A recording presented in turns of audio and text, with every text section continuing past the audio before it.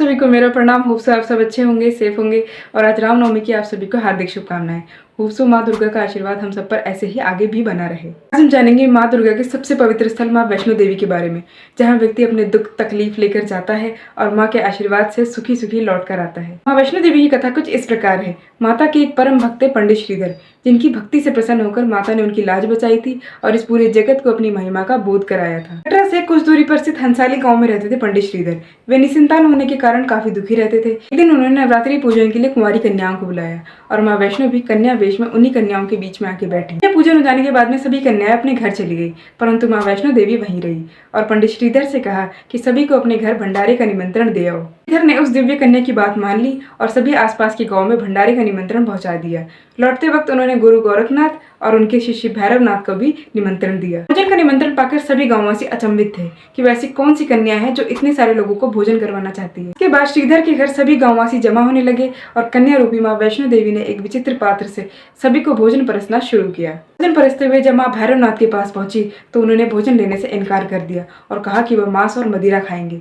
कन्या रूपी माँ ने उन्हें बहुत समझाया कि ये ब्राह्मण के यहाँ का भोजन है, इसमें मांसाहार नहीं किया जाता, परंतु वो जानबूझकर अपनी बात पर अड़े रहे। भैरवनाथ ने कन्या रूपी माँ को पकड़ना चाहा, परंतु माँ ने उनके कपट को समझ लिया और वायु रूप बदलकर त्रिकुटा पर्वत की ओर उड़ चली और भैरवनाथ भी उनके पीछे जाने लगे। माना जाता है कि माता की रक्षा के लिए पवन पुत्र हनुमान जी भी उनके साथ ही थे और एक जगह हनुमान जी को प्यास लगने पर माता ने उनके आग्रह पर से पहाड़ पर बाण चलाकर जलधारा निकाली, जिससे हनुमान जी ने अपनी प्यास बुझाई और माँ ने अपने लंबे केश धोए और आज उसी जलधारा को बाण गंगा के नाम से जाना जाता है। कहते हैं बाण गंगा के पवित्र जल को पीने या इसमें स्नान करने से यात्रा पर आए श्रद्धालु की थकान और तकलीफें दूर हो जाती है। इसके आगे एक स्थान आता है चरण पादुका, जहाँ माता ने भागते भागते मुड़कर भैरवनाथ को देखा था और उसी दौरान माँ ने एक गुफा में 9 माह तक तपस्या की थी और भैरवनाथ वहां तक भी पहुंच गए थे।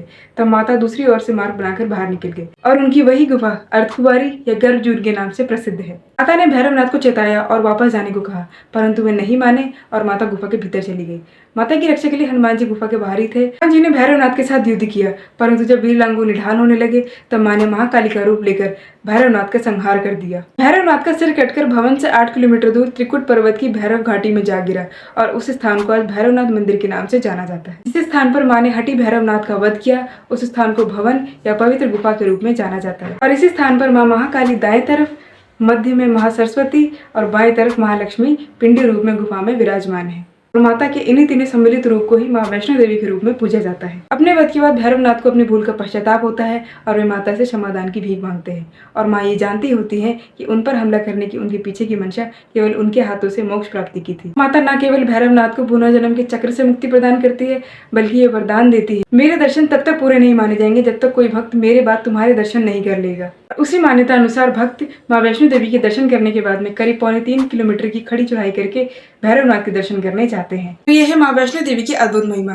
तो क्या माँ वैष्णो देवी के इतने अद्भुत मंदिर में आप जाना चाहेंगे? So do comments below in comment section and thank you so much for watching this video. Video पसंद आया होगा प्लीज लाइक एंड सब्सक्राइब और शेयर भी, और मैं मिलूंगा जल्दी अपनी अगली वीडियो में।